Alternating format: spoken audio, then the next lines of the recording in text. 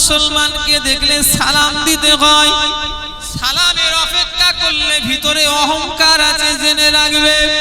যদি মনে হয় আমি পীরের ছেলে, ইনি আমাকে আগে সালাম দেবে, ইনার যদি মনে হয় আমি ইমাম সাহেব, আগে আমাকে এলাকার লোক সালাম দেবে।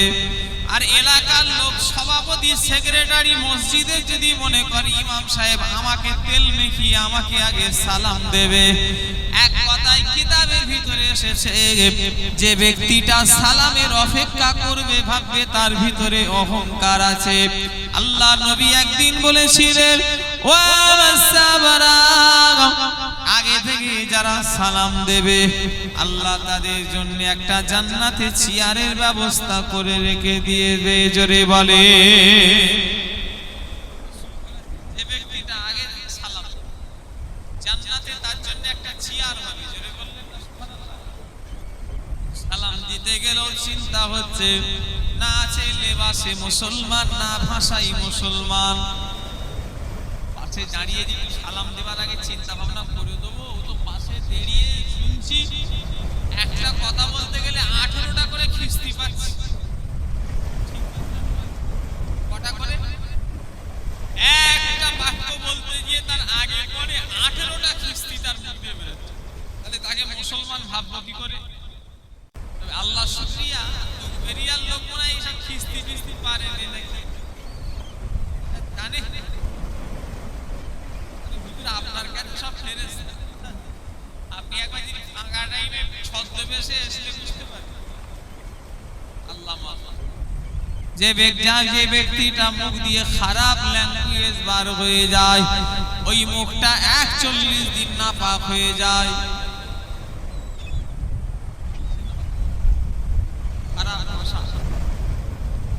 দুটো জিনিসের হিফাজত করবে মুসলমান, আল্লাহ জান্নাতে যাবে।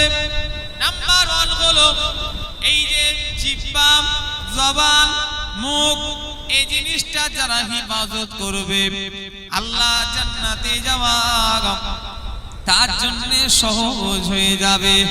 2 নাম্বার হলো আর একটা জিনিসের যারা হিফাজত করবে তাদের জন্য জান্নাতে যাওয়া সহজ হয়ে যাবে। সেই 2 নাম্বার জিনিসটা হলো লজ্জাস্থান। কি নারী আর কি পুরুষ যারা লজ্জাস্থানের হিফাজত করবে আল্লাহ জান্নাতে যাওয়া তার জন্য সহজ হয়ে যাবে। জোরে বলে,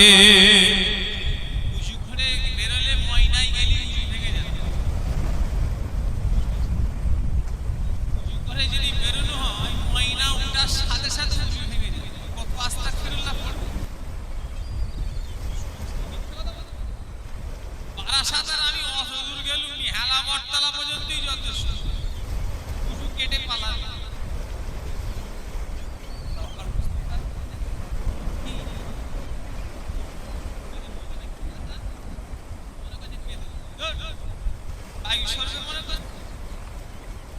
চোখের গুনাহে আল্লাহ মাফ করে।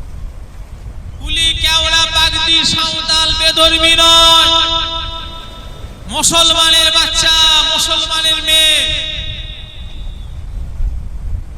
লা হাওলা ওয়ালা কুওয়াতা ইল্লা বিল্লাহ। মুসলমানের ছেলে মেয়েদের এমন দেশ, এমন কালচার, এমন তাদের পোশাক, ওরা পোশাক হয়তো বেধর্মীরা পড়তে লজ্জা লাগবে, এখন মুসলমানের মেয়েরা অনেকে ওই পোশাক শুরু করে দিয়েছে, আর নাম দিয়েছে টাউন, শহর। শহর সব ঠান্ডা করে দেবে। হিন্দুস্তান, পাকিস্তান, সে একটা স্থান, ওই স্থানটার নাম কি জোরে বলেন?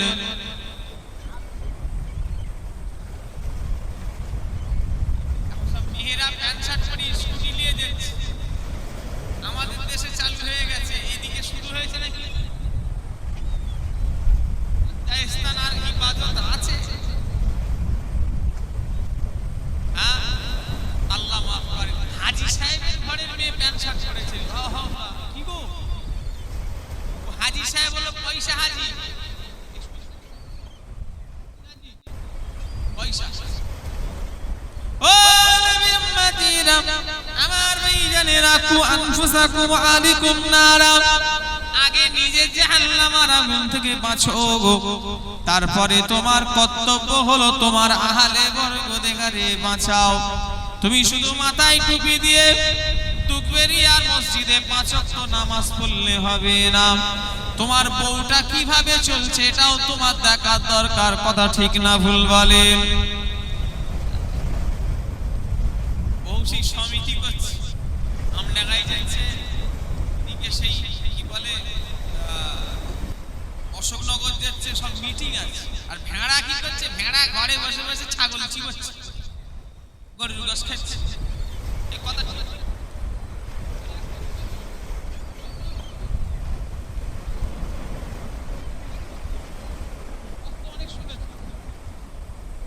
ঘটনা বলি নাকি? এই ওয়াজ করছে।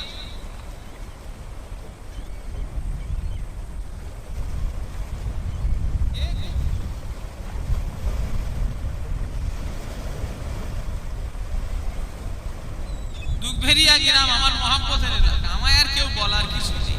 দুগবেরিয়া গ্রাম আমায় কেউ কিছু বলবে কেন? বহুদূরের সম্পর্ক। মেয়েরা কি খাই যদি খারাপ ভাববে কি আল্লাহ না? মা বোনেরা, তোমরা খারাপ ভাবলে আমার বয়ে গেছে।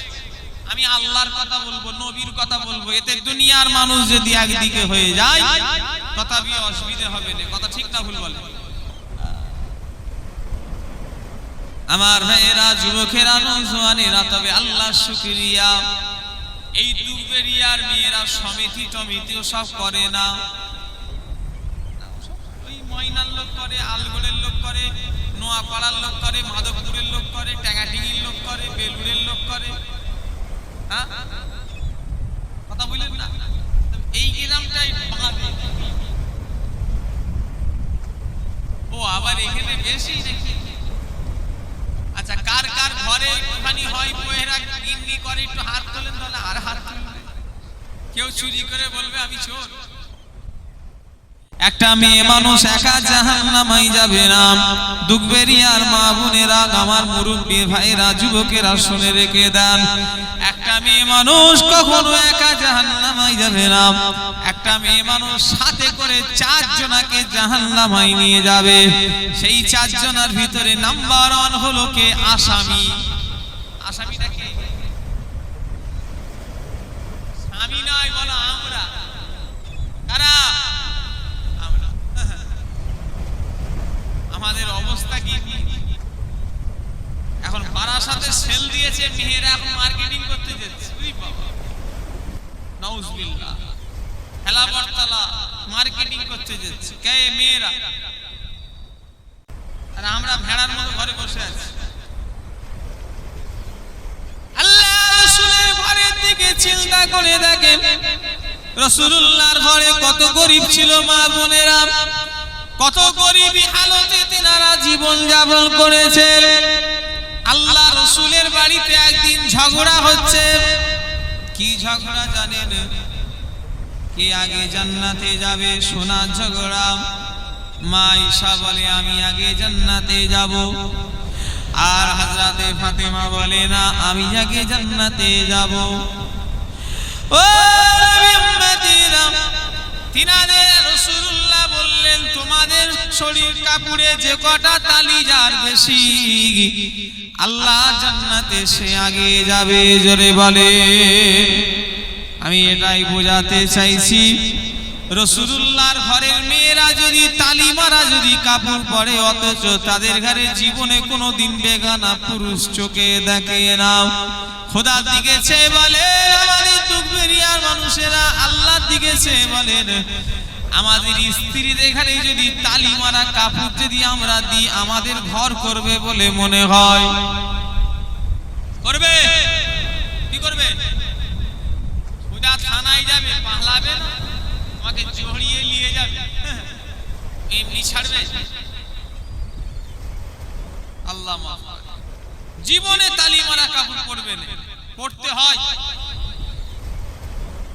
অথচ নবীর ঘরের দিকে খেয়াল করে দাও। মেয়েরা, আমার আলোচনা শোনো।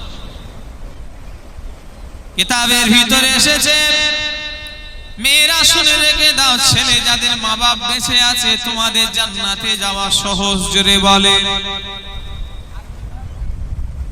মা জান্নাতুকা ওয়া নারুকা, তোমাদের লেগে তোমাদের মা বাপই হলো জান্নাত, তোমাদের লেগে তোমার মা বাপই হলো জাহান্নাম। ও নবীর উম্মতিরা, এই কি করছিস তোরা?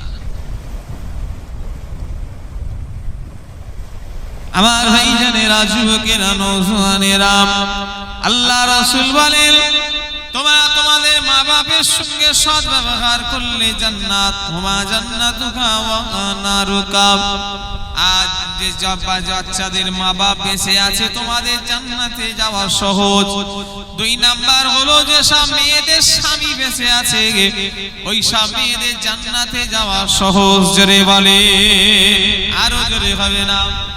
যদি ছিঁড়া কাপড়, যদি স্বামীর অভাব যদি হয়, স্বামী যদি পড়ায়, বর্তমানে মেয়েরা ওই স্বামীর ঘর করবে বলে মনে হয়।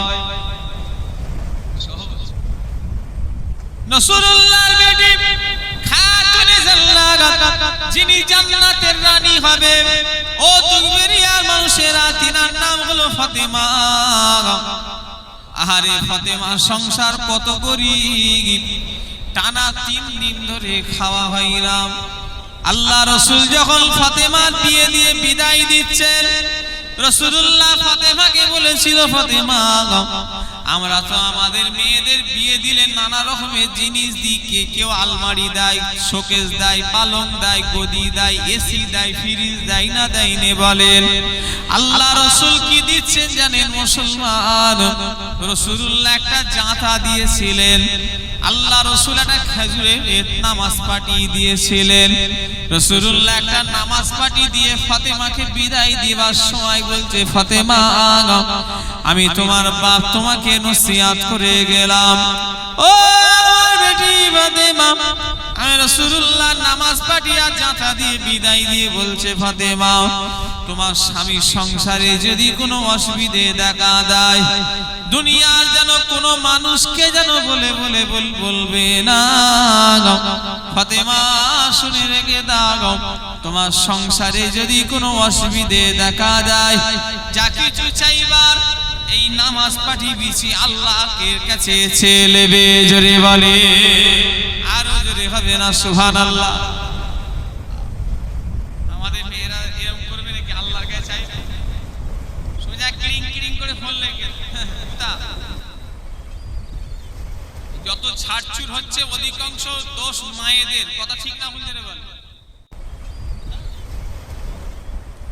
একদম 16 পয়সা তো শাওড়ির গলা টিপে ধরবি, একদম জামাইয়ের এলি পকেটে আগে যা টাকা আছে সব বার করলি, ওই পয়সা শিখিয়ে দিলি। মায়েরা এখন সংসার শেষ করে দিতে ফোন কথাই কথাই শেষ।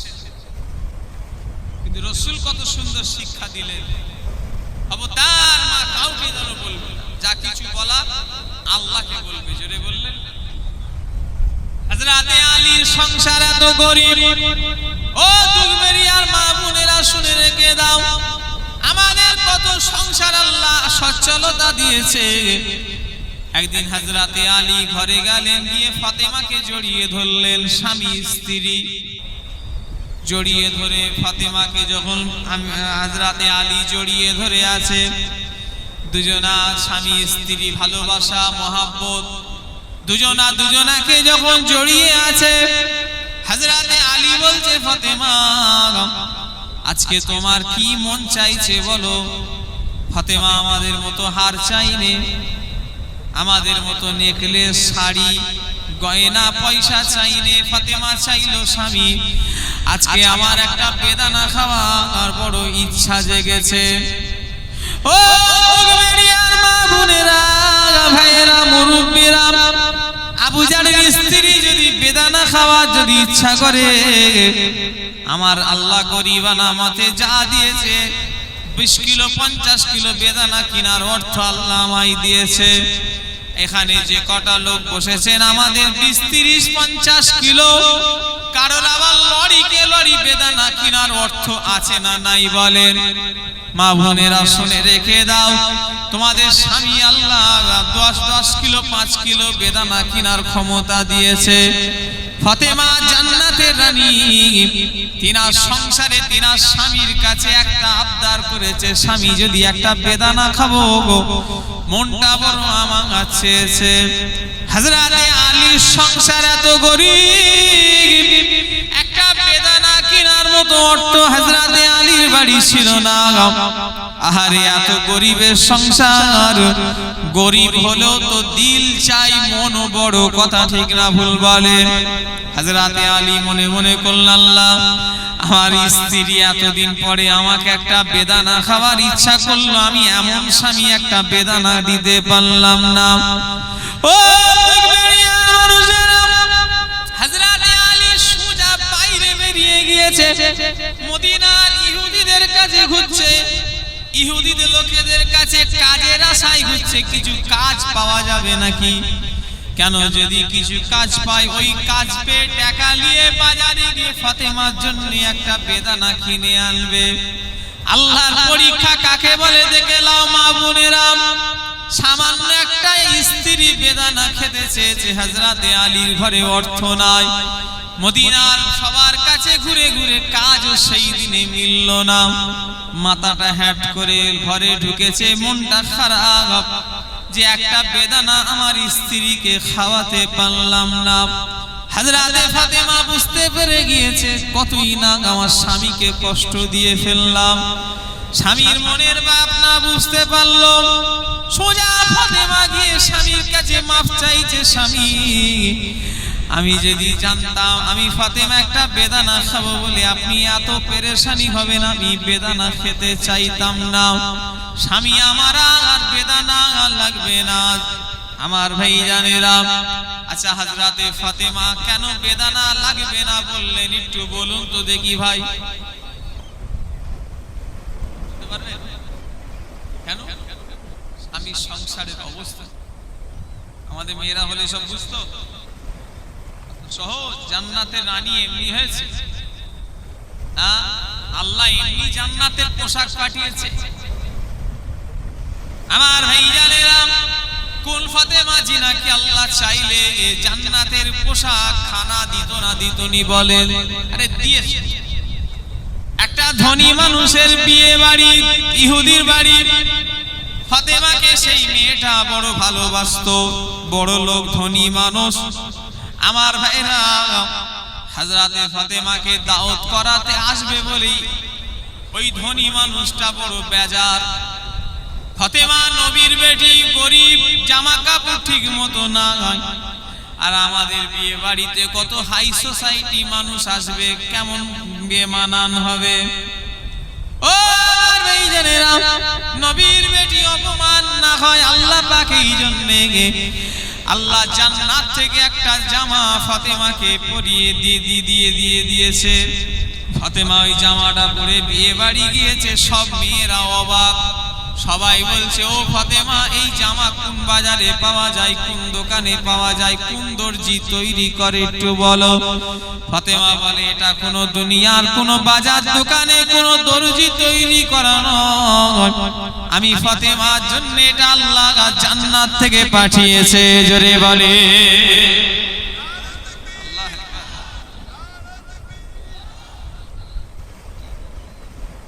সেই ফাতেমা যদি একবার আল্লাহর কাছে চায়, আল্লাহ আমি বেদানা, আমার ঈমান আল্লাহ জান্নাত থেকে পাঠিয়ে পরীক্ষা ওনারা করেছে আমাদের অবস্থা থেকে। কথা বলেন না ও উম্মতিরা, হযরতে আলী গরিব হলো, মন তো চাই। পরের দিনে আবার কাজের সন্ধানে বেরিয়েছে, সেই দিনও কোনো কাজ পাই না।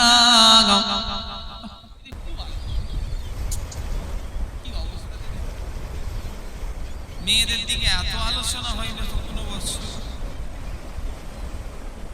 কাছে থাকে না। হ্যাঁ, ওই জন্যই অবস্থা। ভুল করলো ছেলে, আমার ভাই বোন দেখেছে, মা বোনেরা এত কথা বললে গুনাহ হবে।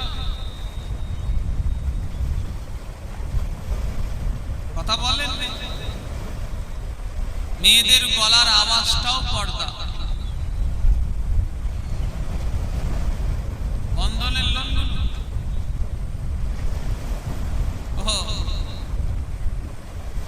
আমার ভাই জানেরা, যুবকেরা, নওজোয়ানেরা, মা বোনেরা, শুনে রেখে দাও। ও হযরত আলী দ্বিতীয় দিনও আবার মন তো চায় একটা বেদানা খাবো, কাজের ধান্দায় বেরিয়েছে, ওই দিনও কাজ মেলে না, মনটা খারাপ করে আবার ঘরে ঢুকেছে। ফাতেমা বুঝতে পেরে গেছে, স্বামীকে বলছে, স্বামী আজও আপনি বেদানা কাজের খোঁজে গিয়েছেন, জোরে বলেন। স্বামীকে মানে আমাদের ঘরের বউয়েরা মানবে? মারে মারে। আমাদের ঘরে একটা ছেলের নাম বললে তুমি মাইকে বলতে পারে, এখানটাই দেখি ব্যান্ডেজ করে ঘুরছে, কি ব্যান্ডেজ? এই কি হচ্ছে দেখেন মেয়েদের। মায়েরা আস্তে কথা বলো রে বাবা, এত ভয়। ওদের কি প্রচুর জায়গা শর্ট হয়ে গেছে নাকি? ছেলের থেকে মেয়ে বেশি হয়ে গেছে জলসা। ছেলেও তো আলহামদুলিল্লাহ ভর্তি হয়ে গেছে, ওরাও ভর্তি হয়েছে, এরাও ভর্তি হয়েছে, মানে কম্পিটিশন চলছে। দরুদ শরীফ আল্লাহুম্মা সাল্লি। ডাক্তার সাহেব একটু দেখেন তো হই হই হচ্ছে কেন? এই কোনটা? এইখানটা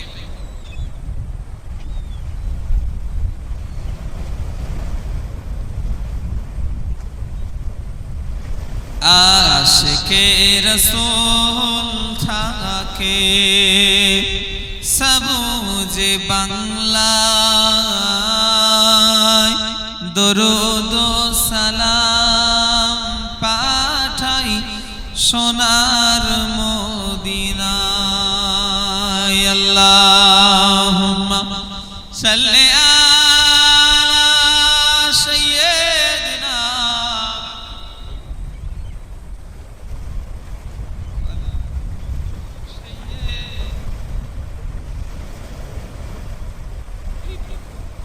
বড় হুজুর দেখছি আমার সামনে, এক টায়ারের স্টেপনি থাকে না, টায়ারের একটা গাড়িতে কি থাকে, এই হলো সেই স্টেপনি।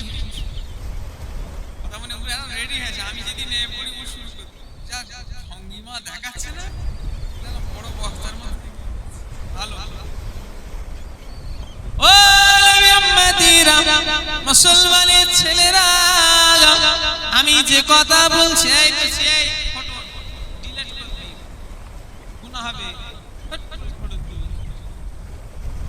কি ছেলে দেখে সব বড় বড় সব নেটালা শুয়ে পড়েছে, খোঁজ কি ফটো। আমার ভাই জানেরা, যুবকেরা, নওজোয়ানেরা, মুরব্বিয়ান গণেরা, হযরত ফাতেমা বলছে, স্বামী আজ আপনি বেদানা আর খুঁজে গেছেন, আমার বেদানা আর আমার চাই না। ও গরিবদের দিল বড়, রাগ করবেন না, আমি তো আজ করছি 13-14 বছর। আমার ভাইরা, আমি জলসা করছি বহুদিন ধরে। গরিবরা দেখেছি বেশি খাওয়া, আপ্যায়ন বেশি দেয়, ওদের যতটুকু ক্ষমতা তার চেয়ে বেশি। হয়তো ওরা অত কিছু না করতে পারলো, ওটাই ওর জন্য অনেক। গরিবদের মনটা বড়, কথা ঠিক ঠিক। আমার ভাই জানেরা, যুবকেরা, নওজোয়ানেরা, মুরব্বিয়ান গণেরা, হযরত আলী গরিব হলো, মন বড়। একটা কথাই মাথায় হচ্ছে, আমি এমন স্বামী একটা বেদানা খাওয়াতে পারলাম না। পরের দিনে, তৃতীয় দিনে আবার কাজের জন্য বেরিয়েছে। আল্লাহর কি পরীক্ষা, ওই দিনে একটা আল্লাহ কাজ মিলিয়ে দিয়েছে, জোরে বলেন। কাজ করে পয়সা নিয়ে ওই বাজারে গিয়ে একটা ডালিম মানে বেদানা কিনে এনেছে। খোদার পরীক্ষা কাকে বলে দেখে নিন। যেই ওই একটা ডালিম কিনে হযরতে আলী এসেছে, 3 দিন পরে খোঁজ নিয়ে যখন এত কষ্ট করে, এত মেহনত করে আল্লাহ মিলিয়েছে, রাস্তায় একটা ভিক্ষুকের সঙ্গে দেখা হয়ে গিয়েছে। ও জামাতা হযরতে আলী, আমার কয়েকদিন ধরে খাওয়া হয় না, ওই ডালিমটা আমাকে দাও। আমরা হলে কি করব?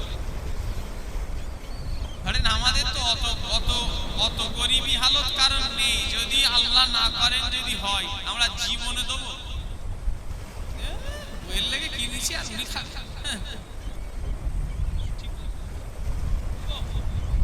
আমাদের এমনি অনেক লোক আছে মুসা ফকির দেখলি রেগে, অনেক ফকির কাঁদে অবদান না। আপনি হয়তো বলবেন হুজুর অনেকজন ইচ্ছা করে ফকির নয় স্বভাবে চায়, সেটা ওর গুনাহ নেবে, ওকে দেবেন না, কিন্তু ওর জন্য ভালো যে লোককে যার পাওনাদার তাকে দেবেন না কেন? কথা ঠিক না ভুল বলেন? হয়তো দু একজন খারাপ, তবে হ্যাঁ বসিরহাট হুজুরের কিতাবে লেখা আছে যে যার শরীর সুস্থ থাকার পরেও কেউ যদি ভিক্ষার উপরে নির্ভর করে খায় ওই খাওয়াটা হারাম হবে। শুনছেন না কথাটা? বুঝলেন না? 60 টাকাটা লোক ভিক্ষা করে খাবে, ওর জন্য ও খাওয়াটাই হারাম হবে। আল্লাহ মাফ করে। ভিক্ষা কাদের লেগে? যারা অক্ষম মাজুর, একটা মানুষের ঠ্যাং ভেঙে গেছে, কোমর ভেঙে গেছে, আর খাটাখাটি করতে পারবে না, বিমার অসুখ হয়ে গেছে, ঠিক না? বুঝতে পারবেন? সে ব্যক্তি চাক।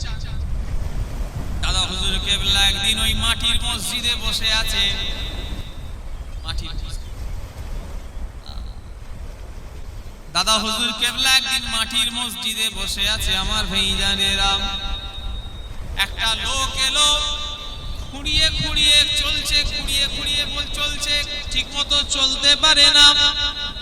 দাদা হুজুর কেবলার কাছে যেই ভিক্ষা চাইলো, মুজাদ্দেদুজ জামান লোকটাকে হাঁকা চিল্লা দিলেন, এই বিয়াদব যাও যাও। খলিফারা সব বসে আছে। এটা বসিরহাট হুজুরের কিতাবে লেখা আছে। বসিরহাট হুজুর লিখছে আমরা সব বসে আছি। আমার পীর মুর্শিদদের কাছে একটা খুঁড়িয়ে খুঁড়িয়ে পোড়া লোক এলো, ল্যাংড়া। মুজাদ্দেদুজ জামান তাকে তাড়িয়ে দিলেন, যাও, তম্বি করে তাড়িয়ে দিলেন। খলিফারা মনটা খুব খারাপ, এত বড় আল্লাহর ওলি মানুষ ভিখারিকে তাড়ালো। স্বাভাবিক মনে মনে হবে না হবে না বলে, আলোচনা দাদা হুজুরের সামনে না করতে পারলো, ভেতরে তো হবে। পোড়া লোকে এমন করে ছোট বড় কথা বলে দাদা হুজুর তাড়িয়ে দিলেন। সবাই দাদা হুজুরের উপর একটা খারাপ একটু ধারণা হয়ে গেছে। একটা লোক সুন্দর জামা পোশাক পরে এলো, বসিরহাট হুজুর লিখছেন একটা লোক সুন্দর জামা কাপড় পরে এলো।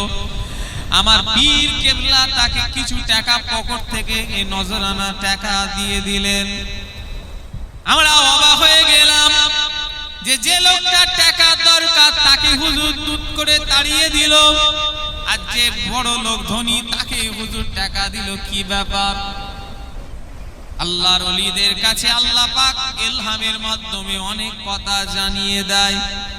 হুজুরের ওই মুরিদান খলিফাদের কথাগুলো দাদা হুজুর কেবলাকে আল্লাহ জানিয়ে দিয়েছে। মুজাদ্দেদুজ জামান বলছে, বাবা ও আমার মুরিদানেরা শোনো বাবা, তোমরা মনে মনে করলে আবু বকর ফুরফুরার পীর একটা ফকিরের সঙ্গে খারাপ ব্যবহার করলো না বাবা। একবার গিয়ে দেখো তো ওই ল্যাংড়া লোকটা কি করছে। অনেকটা দূরে একটা লোক গিয়ে দেখলো, এসে বলল হুজুর ওই লোক ল্যাংড়া নয়, ভালোভাবে চলছে। বলছে বাবা ওই লোকটা হলো মিথ্যুক, আমার কাছে যখন ল্যাংড়া সেজে দাঁড়ালো আমি আল্লাহ আমাকে জানালো আবু বকর যে খোঁড়া সেজে দাঁড়িয়েছে ওটা কিন্তু খোঁড়া নয়, আর যে লোকটা সুন্দর জামা কাপড় পরেছে বাবা ওই লোকটার জামা কাপড়টাই আছে, লোকটাও আসলেই হলো গরিব। লোকটা জামা কাপড়টাই শুধু আছে, ওই দেশটা আছে, অথচ অর্থ কিছুই, টাকা খুব দরকার, তাই আমি ওকে দান করলাম। জোরে বললেন না সুবহানাল্লাহ। আমাদের ধরার ক্ষমতা আছে, আল্লাহর ওলিদের আছে, আল্লাহ পাক দিয়েছে। হযরতে আলী এত গরিবদের ভালোবাসে, নিজের ছেলেকে বন্ধক রেখে দিয়েছে, জানা আছে না নাই? হযরত ইমামে হাসান, হযরত ইমাম হোসাইন হুজুর কি ইহুদির কাছে বন্ধক রেখে দিয়ে গরিবদের ঘরে দান করেছে। সেই হযরতে আলী বেদানাটা গরিবটাকে দেবে না দেবে না বলেন কি মনে হয়? রাতে আলী একটু কি করলেন, দিলেন তো একটু কেটে দিলেন, অর্ধেক করে দিলেন। বা আর গরিবটা বলছে অর্ধেক আমার লাগবে না, পুরোটাই আমার চাই। আমরা হলে মানে মেরে দিয়ে বস্তু দান করছি। হযরতে আলী পুরোটাই দিয়ে দিলেন। আমার ভাইয়েরা ঘরে এলেন, কিছুক্ষণ পরে দরওয়াজায় ঠোকা দিচ্ছে। আল্লাহ রাসূলের সাহাবা ডাকছে, ও ভাই আলী দরজা খোলো। কে?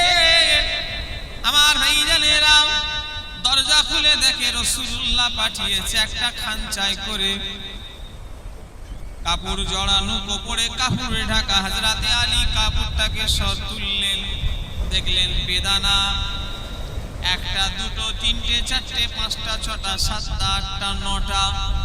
হযরতে আলী বললেন, ভাই এটা কার? বলে আপনার। বলে এটা আমার। কখনোই হতে পারে না। সাহাবা হুজুর লুকিয়ে একটা বেদানা রেখেছিলেন, পরীক্ষা করছিলেন, আবার দিয়ে দিলেন। হযরতে আলী বললেন, 1 2 3 4 5 6 7 8 9 10, ভাই এটা আমার জিনিস। বলে আপনি বুঝলেন কি করে? বলে আমার আল্লাহ ওয়াদা করেছে যারা আমার রাস্তায় 1 টাকা দান করবে আমি আল্লাহ 10 গুণ বাড়িয়ে দেব। জোরে বলে, আরো জোরে।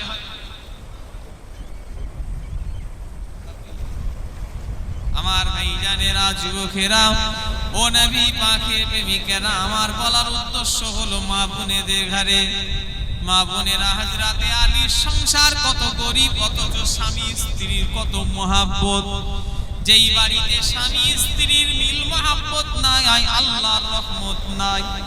আর যেই সংসারে স্বামী আর স্ত্রীর মহাব্বত আছে, আমার আল্লাহর রহমত আছে। জোরে বলে, স্বামী আর স্ত্রী যদি দুজনার চোখে চোখ রেখে কথা বলবে, স্বামী আর স্ত্রী যতক্ষণ দুজনের দিকে তাকাবে, আমার আল্লাহ পাক উভয়ের জীবনে যত ছোট গুনাহ মাফ করে দেবে। এখন স্বামী স্ত্রী হয়ে গেছে ইন্ডিয়া পাকিস্তান, আর ছেলে পুলেগুলো সব বর্ডার।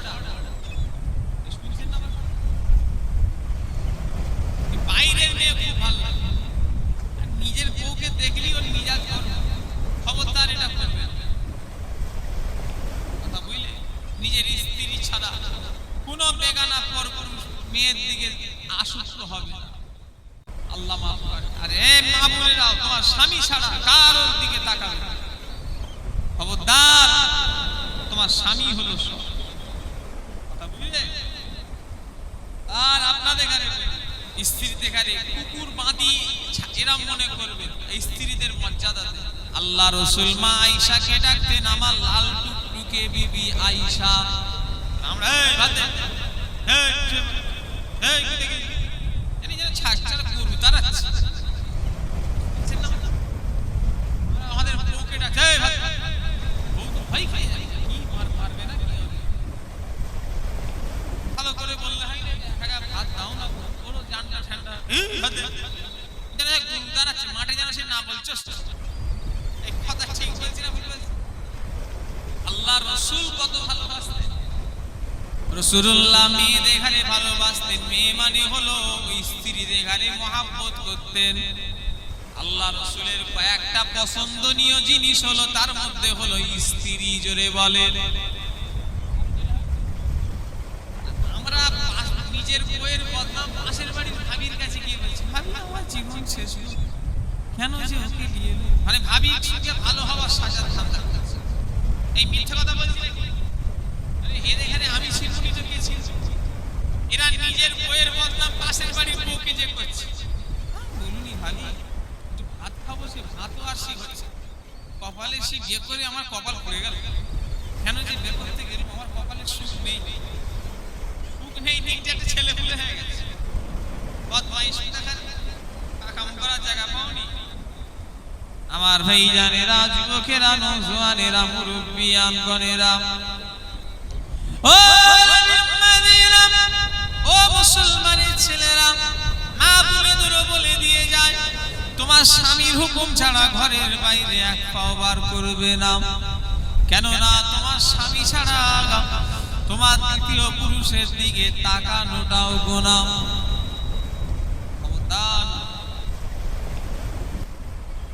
ইসলামিক আইন বলে যে সমস্ত ছেলে মেয়েরা জেনা করে, বিবাহিত পুরুষ আর নারী যদি জেনা করে, ইসলামিক শাসন ব্যবস্থা বলে দুটোরই বেঁচে থাকার অধিকার পৃথিবীতে থাকবে না। কোন আইবুড়ো ছেলে যদি জেনা করে, মেয়ে যদি জেনা করে, ইসলাম বলছে ৮০-১০০ বেত্রাঘাত মারো তার শরীরে। কিন্তু বিবাহিত নারী পুরুষের জন্য ইসলাম বলছে মেয়েটাকে বুক পর্যন্ত পোঁতো আর ছেলেটাকে কোমর পর্যন্ত পুঁতে দুটোকে পাথর মারতে মারতে মেরে দাও। তবে এই আইন আমাদের ভারতের জন্য চলবে না। এই আইন চলে কোথায়? যেখানে ইসলামিক শাসন ব্যবস্থা আছে, যেমন সৌদি আরব, যেমন হলো বর্তমানে সৌদিতেও নেই। বর্তমানে যদি ইসলামিক শাসন ব্যবস্থা দেখতে চাও, বুক উঁচু করে বলতে পারি সেটা হলো আফগানিস্তান। কথা ঠিক না ভুল বলে? খুব মিডিয়ার আলাপালাপি করে আফগানিস্তানের মেয়েরা আর একসাথে ক্লাস করতে পারবে না, যেন এদের যেন কি অসুবিধা হচ্ছে। ভারতের মিডিয়ায় দেখাচ্ছে যে আফগানিস্তানের মেয়েরা আর একসাথে ছেলেদের সঙ্গে বসে ক্লাস করতে পারবে না। আরে বাবা, এটা তো ইসলামিক রুল, ঠিক না? ইসলাম কি সুন্দর আফগানিস্তানের সিস্টেম। আফগানিস্তানে দাঁড়ি না রাখলে, দাঁড়ি চাঁচলে ওই দোকানে জরিমানা এবং দোকান বন্ধ হয়ে যাবে। শুনছেন না? যে সেলুনের দোকানে দাঁড়ি চাঁচা হবে, ওই সেলুনও ব্যান্ড করবে আর জরিমানা হবে। আফগানিস্তানে সিনেমা হল উঠে গেছে। আফগানিস্তানে ছেলে মেয়ে এক ক্লাসেই পড়ে, কিন্তু মাঝখানে পর্দা। জোরে বললেন না? আরে এটা তো ইসলামিক রুল। অনেকজন মনে করে যে এখনকার মুসলমানি মেয়েরা বলছে এত গাইয়া সাজা যাবে না, মডার্ন হয় ন্যাংটো হয়ে ঘুরবে। এটাকে মডার্ন, ন্যাংটো হওয়াটাকে মডার্ন বলছো?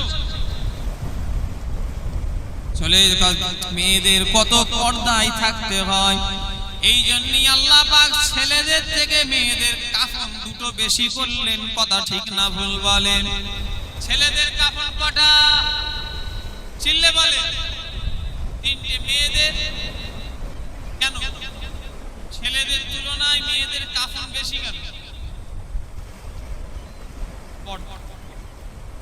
এখন পর্দা আর আছে, এখন জর্দা হয়ে গেছে। পাতানো ভাই, পাতানো মামা এসে আজকে গপা গপ করে বিরিয়ানি খেয়ে হাত মুছে পালালো। কোথায় সে হাওড়া ট্রেনে যাচ্ছিল না শিয়ালদায়, ওই মামা বেরিয়ে ফেলেছে। ওই মামাকে ঘরে দাওয়াত করেছে, শালা বেরিয়ে ফেলেছে, ভাই বেরিয়ে ফেলেছে। পরকিয়া এমনি বাড়ছে, পরকিয়া তো আমরা ঘরে নিয়ে এসেছি। কথা ঠিক না ভুল যেতে পারে? কথা রাগ করবেন না, হুকুম আছে তো এইভাবে ঘরে পর পুরুষকে নিয়ে এসে ঘরে ঢুকাবার। কিতাবের ভিতরে এসেছে যদি কোনো মুসলমান অপর মুসলমানের বাড়ি ঢুকবে, সালাম দিয়ে ঢুকবে, অনুমতি নিয়ে সালাম দিয়ে ঢুকবে। প্রথমে নিতে হবে অনুমতি। কি নিতে হবে?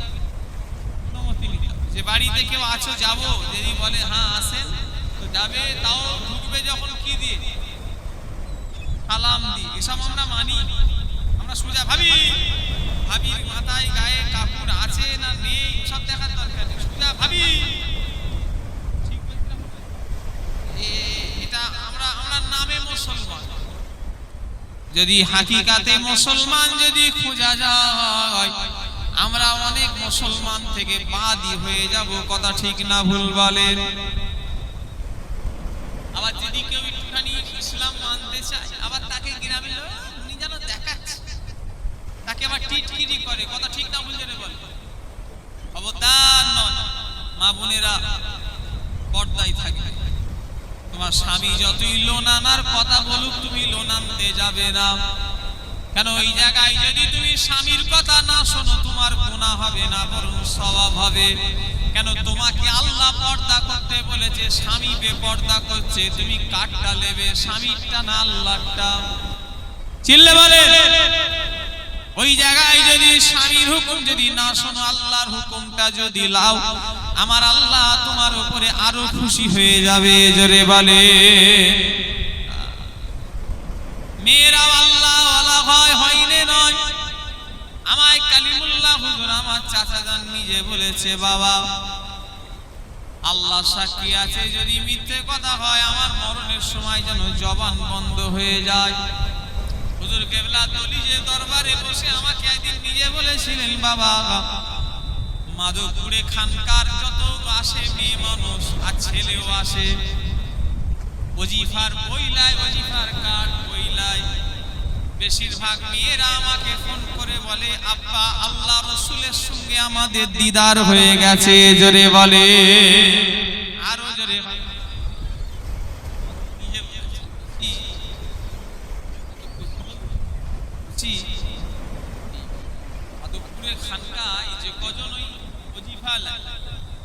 মেয়েরা বেশি ফোন করে বলে যে আব্বা আমাদের সঙ্গে আল্লাহ রসুলের জিয়ারত হয়ে গেছে। যদি বললেন না, মেয়েদের ইবাদত করার কত সুযোগ।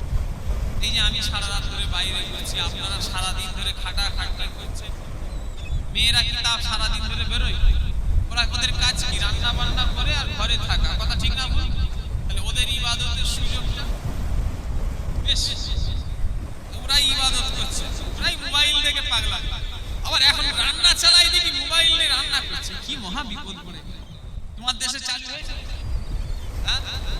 কি মহা বিপদ, মোবাইল চালিয়ে দিয়ে রান্না হচ্ছে, ওতে নুন দিতে বলছে, ও নুন দিচ্ছে, কি ঝামেলা দেখেছে। কি সময় চলে এলো। মা বোনেরা ঘর গুলোকে আল্লাহর মসজিদ, আমার ভাইরা আল্লাহ আল্লাহ রসুলের মহাব্বত ঘরের ভিতরে আনেন।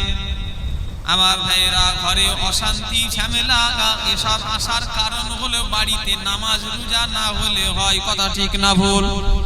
এক একটা লোক বলে হুজুর শুধু অশান্তি অশান্তি, একটু দোয়া করে নাই। বললাম বাড়িতে নামাজ কালাম পড়ো, আল্লাহ এমনি শান্তি দিয়ে দেবে। জোরে বলে আগে ফজরের পরে প্রতিটা মায়েরা নামাজ পড়ে কোরআন শরীফ পড়তে, এখন আর ফজরে ওটাই কোনো ধান্দা নেই। এখন বৌমাদের হাতে চা খাওয়ার শখ করেন, চা বেরিয়ে যাবে, চা বৌমাদের আর খাওয়াই হ্যাঁ। মুরব্বীরা বলেন না, আর বৌমাদের হাতে চা আছে খাওয়া কপালে। আপনার স্ত্রীদের হাতে খেয়েছে আপনাদের বাপেরা, কিন্তু আপনাদের কপালে নেই। এখন ওই যা বেলায় উঠে ওই রান্না করে দেব, ওই দুটি ভাত খেচ্ছেন, ওই আল্লাহ শুকর করে। চায়ের কথা বললে ও আপনাকে আগে ভিটে ছাড়া করে, কথা ঠিক হয়েছে না? আর ভেড়া মার্কা ছেলে হলে করবে। আমি তো পীরের ছেলে, আবু জার সিদ্দিক, আমার কত ফ্যান ফলোয়ার, আমার রোজ জলসা। আমার আব্বা কালকে বললো, আমার আব্বার জ্বর, কালকে বললো আমাকে বলে, বললো গা হাত পা খুব যন্ত্রণা করছে। আমি নিজেই পার্টি, আমার বাবা আমার কথা শুনছেন না? তা কি হয়েছে, বড় হুজুর হয়ে গেছি নাকি? না, বাপের কাছে আবার হুজুর কি বুকা বুকা হয়। বাপ যদি ম্যাথরও হয়, ওই বাপের তলায় পায়ের তলায় আল্লাহ জান্নাত লিখে রেখেছে। জোরে বললেন না? বাপ যদি মুচি হয়, বাপ যদি মাতাল হয়, ওই বাপের পায়ের তলায় তোমার জান্নাত, কথা ঠিক না ভুল?